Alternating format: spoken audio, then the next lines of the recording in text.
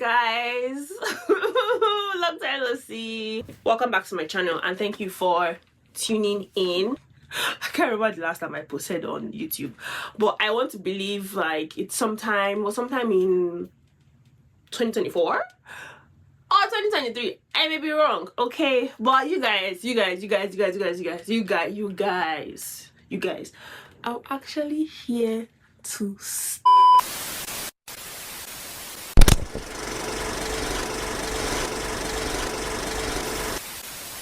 I hope you guys have been doing good, by the way, and please leave a comment, say hi or something. And yeah, so today I'm going to be telling or showing you guys the books I want to read this year. A little bit of backstory. I've been a little bit of a reading slump. I have not read anything for a while. The last book I read was Get a Life, Chloe Brown, sorry. I actually had to force myself to read that book. So literally I have not read any, I feel like I've not read any books in like, apart from that, before that, I've not read anything since like summer of 2024. But in between that time, I was like buying a lot of books that I wanted to read, but they just kept on stacking. So this year I have given myself a challenge to read all the books I said I was going to read. So I guess this, me making this video is sort of like an accountability thing, because I plan to, when I finish reading the book, I will come and, you know, just say a little gist of the book and, you know, how I felt about the book and stuff. I like what I like, you know. You're going to see a repetition of the same kind of genre, but I like what I like. Okay, but without further ado, let us get into it. First book is The Housemaid by Frida McFadden. I already started reading this one. I started reading it as an audiobook and I'm in chapter 4. But the narrator was just talking too slow for me. So I was like, you know what? Let me just buy the book. My friends and I are also reading it and we're going to talk about it at the end of the month. I wrote down every single synopsis on my iPad. You know, I'm trying to be a serious girl, you guys. Like, this isn't a joke. So this book is about a lady named Millie who takes a job as a live-in housemaid for the Winchester family. From what I've read so far in the book, because, you know, I've read like 4 chapters, I know somebody will probably die. I don't know who, because in the beginning Millie is talking to the police, but Millie also has a little secret that the family doesn't know about. I don't know what the secret is, but I'm getting ready to find out. So far it's good. Next we have Masters of Death by Olivia Blake. So this one is about a real estate agent named Viola Marek, and she's also a vampire. Of course, a vampire full-time. Hello. But she's trying she's a full-time real estate agent who is also a vampire. Are you guys catching on? But she's trying to sell a house that is haunted. So the ghost haunting the house was murdered, and he said he is not going to move out of the house until he solves the mystery of how he died. So she's going to team up with a medium named Fox Demora, who just so happens to be Death's godson. Are you following? Yeah, I'm actually excited for this one. So apparently Olivia Blake is actually a pen name for Alexine Farrell Fulmuth. She's one that wrote the Atlas 6. It went viral on TikTok. I haven't read it though, but hey, people loved it. So I'm hoping this one is going to be a hit with me. Book number 3. This one is very popular. A Court of Thorns and Roses. Now I'm not going to lie, I got this book low-key because of peer pressure. My friend said, oh my god, the books are so good. And again, I think it went viral on TikTok. I don't know how to say the heroine's name. I think it's Fairy, because it's spelled F-E-Y-R-E. Let's go with Fairy. Fairy is a huntress who kills a wolf in the woods one day, and then after killing the wolf, some sort of creature arrives to demand that she answers for her crimes, because apparently the wolf she killed wasn't actually a wolf but a fae in disguise. So it turns out her captor isn't just any creature but one of the immortal fairies who once ruled her world. She starts to adapt and somehow develop feelings for Tamlin, who I'm guessing is the immortal fae who took her. Low-key, when I read the synopsis, I was like, it's giving Stockholm syndrome, because why are you falling in love with your captor? But I'm not going to lie, that tickled me a little bit because I like it. One thing I will say from the jump is this lady could have named this girl any other thing but Fairy. Like, why is her name Fairy but we're talking about fairies? Is her name Fairy for real? Yeah. Whoa. So the 4th book is called There Are No Saints by Sophie Lark. Now, what drew me to this book? First of all, the cover is very interesting. Like, I literally saw the cover and I was like, oh yes, hold on, let me see what this book is talking about. The cover is actually deceiving because I don't know why I thought I was going to get some kind of fantasy or whatever, but it's not. It's about this person called Blackwell.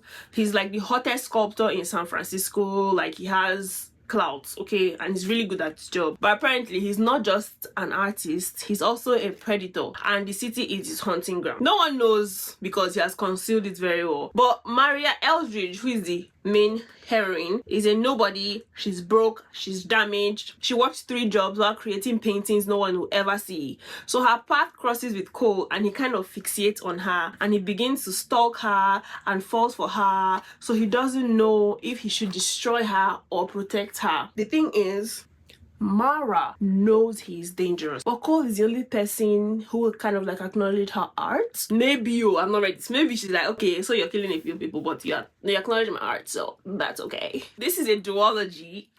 New word alert! But what's this? Sequel, opposite of sequel. It's called sequel is part 2 now. It's a standalone. No, it's 2 books. This is the first one. Oh, it's a duology. If you want to read it, the book actually contains mature themes, so it includes violence, abuse, and some explicit content. Oh wait, there's a picture. I just saw a picture. Oh, okay, Sophie Lark. Next on the list is The Secret Lives of Babasegi's Wives by Lola Shone. So this book is a historical fiction. It's about Babasegi. I'm sure a lot of Nigerian, I feel like there should be a word for book readers. Like, if there's word for people who are obsessed with movies, which is cinephile. Yes, now. Bibliophile. New word alert! Bibliophile. Bibliophile is what Google this first and be sure, because I know it's bibliophile. a person who collects and has a great love of books. So it is indeed bibliophile.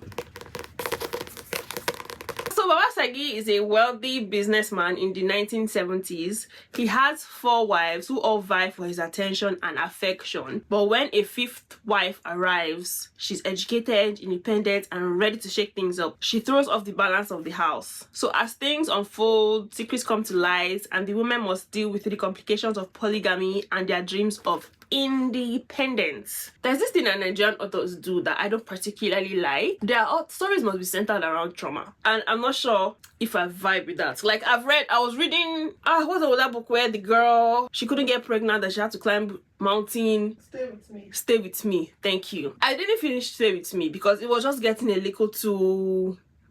So yeah, this is the next book I'm going to read. So apparently it was inspired of the author's own childhood experiences growing up in a polygamous household in Nigeria. I've actually heard nice things about this book, so I'm not even mad. So the next one on the docket is Lady Macbeth by Ava Reed. This one pretty much takes us into the life of Lady Macbeth before she gets caught up in the tragedy in Shakespeare's story. I'm going to read what they wrote in this first page right here.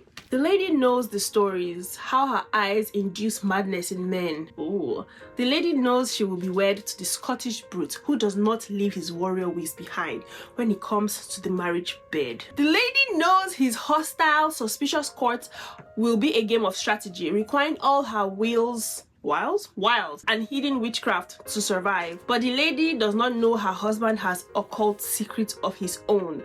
She does not know that the prophecy girds him like armor. She does not know that her magic is greater and more dangerous and that it will threaten the order of the world. She does not know this yet, but she will.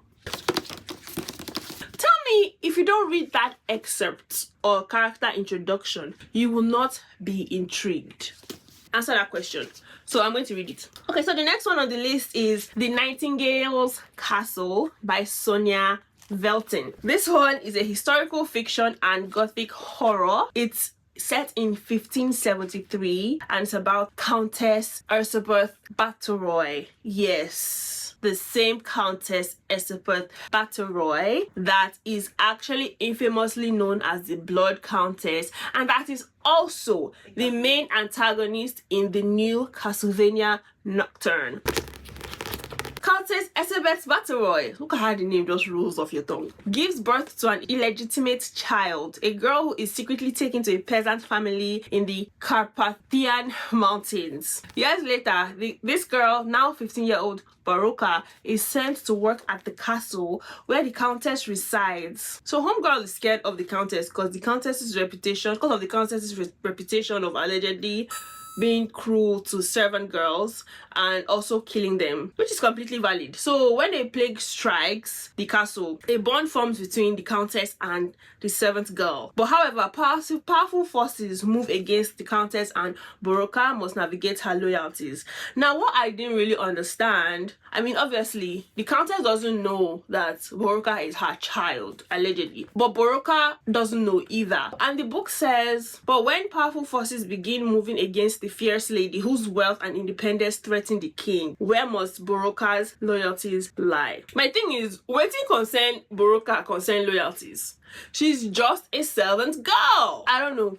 Let us see. I can't really make any assumptions. When I first read that, I was like, maybe one of the people in the ops, the mom's opposition, finds out and they try to like threaten her into, you know, doing some shady shit towards Countess Elizabeth Batteroy. So next on the list is Pretty Girls by Karen Slaughter. My friend actually was talking about this book in her streaks. I was very intrigued because I like some dark shit when I'm reading. Okay, so there's three sisters, Claire, Lydia, and Julia. Julia is the youngest one, and Julia died like 20 years ago, or she vanished without a trace 20 years ago. So it kind of left a hole in the family that never healed. So then Claire's husband Paul is suddenly murdered in what seems to be like a random robbery, but like as Claire digs deeper, she uncovers some shady and weird truths about Paul and their past. Then she has to reach out to Lydia because her and Lydia were kind of estranged, and they confront the realities of their family history, which reveals dark secrets that had been buried like decades ago. I'm very excited for this one. It's totally up my alley. So the next one, you guys, if you didn't know me, know I love me some Greek mythology in any shape or form. I can read Hades and Persephone stories 1,000 times in different forms. Just give it to me. I'll read it. This one is about Phaedra. Phaedra is by Laura Shepperson. So if you didn't know about Phaedra, let me give you a little backstory. Phaedra was the daughter of King Minos of Crete and his wife Pasiphae. So Phaedra was a princess. So the myth goes that Phaedra marries Theseus, the legendary king of Athens, and has children with him. But however, she falls deeply in love with her stepson, the son of Theseus and Queen Hippolyta. Hippolytus devoted to chastity and the goddess Artemis. So like the people who serve Artemis, they don't have sex. So just to put it plainly, like, so he rejects her advances allegedly when Phaedra came on to him. Sort of, she was like ashamed and frustrated that Hippolytus rejected her advances. She kind of lied that Hippolytus assaulted her. Theseus, now believing his wife's accusations, asked the god Poseidon to punish Hippolytus for what he did to his wife. But anyway, she later killed herself because she was guilty for what she did, allegedly. But this book is a feminist retelling of the Greek mythological historical fiction.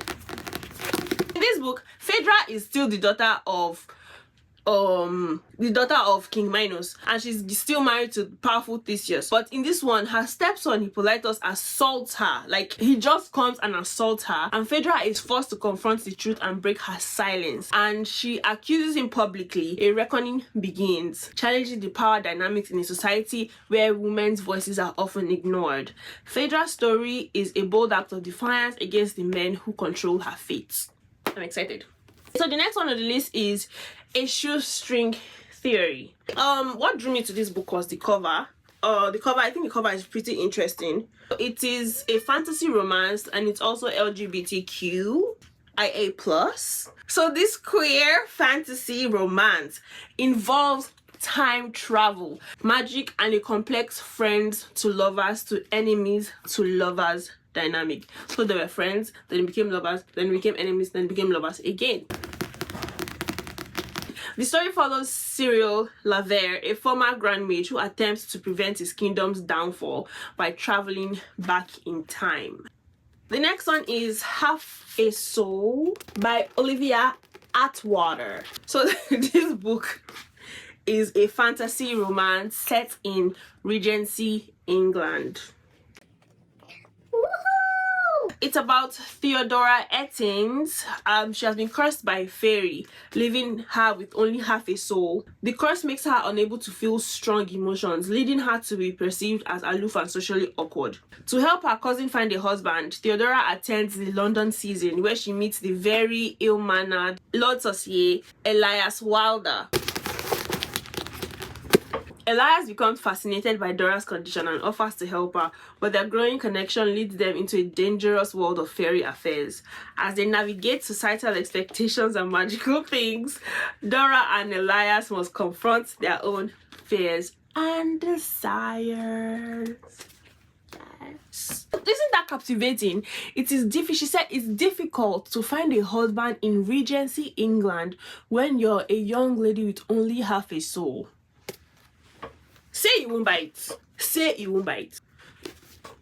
Now this one, I'm very excited for this one because this will be the first time, apart from mangas, this will be the first time that I'm going to be reading a book by a Japanese author that is not in a manga form. Death of Gokumon Island by Seishi Yokimizo, and it's about Kosuke Kindaichi, a sharp-witted detective is called to Gokumon Island to deliver the news of a friend's death.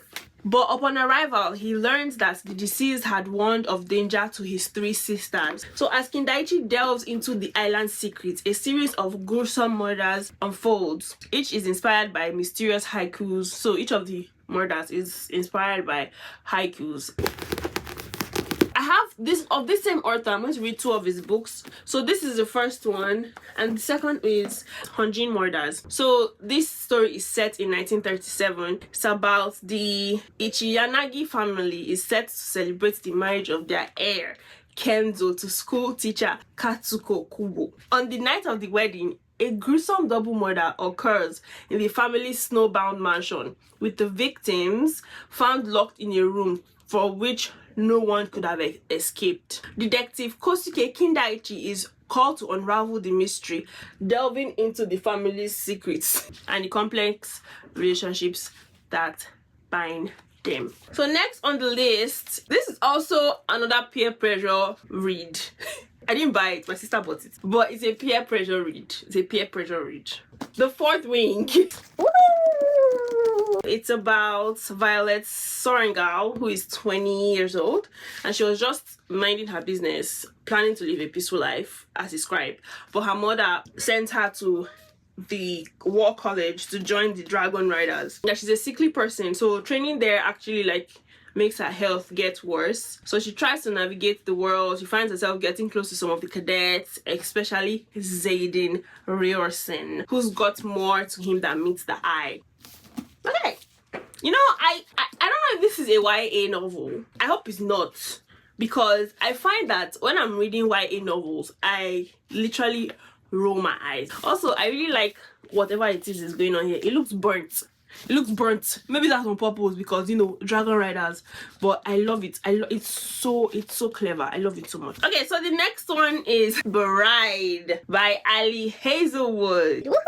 I did not know that this was YA when I got it. I did not know. But I should have known because the synopsis is giving very much Wattpad. The alpha is my mate type of Wattpad books. And I was kind of intrigued because I liked those books as a teenager. Let's see if my tastes have evolved as I've grown. It's about this girl called Misery Lark. I don't know why her name is Misery, but okay. She's a daughter of a powerful vampire councilman, and she's also an outcast that's been living anonymously among the humans until now. So her father calls her up and says, oh hey girl, we're going to use you to bridge an alliance between us and the werewolves. So now she has to marry the alpha of the werewolf. He doesn't trust her at all because he thinks that she's hiding something, which apparently she is, because according to the synopsis, she has her own reasons for agreeing to the alliance, to the marriage, and it was not because of any stupid alliance. I'm very excited about that one. Now this one, oh, I can't wait to read this one, you guys. This one This one is called The Shadow Over Innsmouth and it's by H.P. Lovecraft. So it was adapted in the form of like a Japanese manga. So it actually has some visuals. Okay, this book is about a young man who is curious about the mysterious decaying coastal town of Innsmouth, Massachusetts. So he decides to visit it. Then as he explores the town, he discovers a hidden history of interbreeding between the human inhabitants and a race of deep sea creatures. He uncovers a disturbing cult that worships ancient gods from the deep, and his own family history becomes inextricably linked to the town's horrifying secrets. It's very, you guys, like I'm so like, look at, I don't know, I have to double check, but the illustration style, it looks a lot like Attack on Titan's illustration style. So I don't know if it's done by the same person who illustrated Attack on Titan. Not the manga. I haven't read Attack on Titan manga, so I don't really know what they look like. But I mean the anime. You know, there's the point they changed the animation style. You know what? I'm not going to go into that. But it reminds me of Attack on Titan. Like, say this is not a face that Erin Taicho will make. So the next one is The Between, and it's a psychological thriller. This guy named Hilton James, he has a good life, he's married, you know, he's married to like the only elected black judge in Dade County, Florida, and he runs a rehab center and he's a proud father until his wife starts to get death threats. Now he's like consumed with the need to protect his family, and soon after he begins to have like vivid dreams that feel too real. His psychiatrist thinks he is losing his mind, but Hilton knows that there's something more sinister going on. Is it just his mind playing tricks on him, or is this something darker? I'm excited to read this book. The cover is what drew me in, and it's very compact, so I can just stick it into my purse or something. So the next one on the list is The Fifth Season by N.K. Jemisin. So it tells the story of Esun, a powerful orogene. I don't know why I said orogene. With the ability to manipulate the earth. In a world ravaged by devastating earthquakes, origins are feared and persecuted. When her son is murdered and her daughter kidnapped, Esun embarks on a discovery confronting the injustice of a society that oppresses those with extraordinary abilities. It's called the Broken Earth Trilogy. This book also won the Hugo Award for Best Novel in 2016, which made N.K. Jemisin the first black author to win the award. So you're trying to tell me that it's the first time a person of color is winning this award? That's what people are trying to tell me. Shame. This is The She-Devil in the Mirror, and it's by Horatio Castellanos Moya. So this book is originally in Spanish and it was translated to English by Catherine Silva. It follows Laura Rivera, a wealthy and privileged woman, as she investigates the murder of her best friend. So as Laura delves deeper into the investigation, she becomes increasingly obsessed and paranoid. So this book it's written as a long rambling sentence, kind of that mimics the narrator's increasingly unhinged state of mind. So even when I got the book, right, there was like a sort of disclaimer on the shelf. It says, oh, like this book is not for everyone, blah blah blah blah. So I'm guessing it's because of the way it was written. So there's no paragraph, there's no line indent, it's just all together. It's something, I've not read a book like this before, so it's something that is definitely out of my norm. The next one on the line is 10,000 Stitches, and it's by Olivia Atwater. Euphemia likes this person called Mr. Benedict Ashbrook, and Benedict is a gentleman and Euphemia is a peasant girl. She enlists the help of her fairy godfather, Lord Blackthorn, and he tells her that she has to sew 10,000 stitches in his favorite jacket.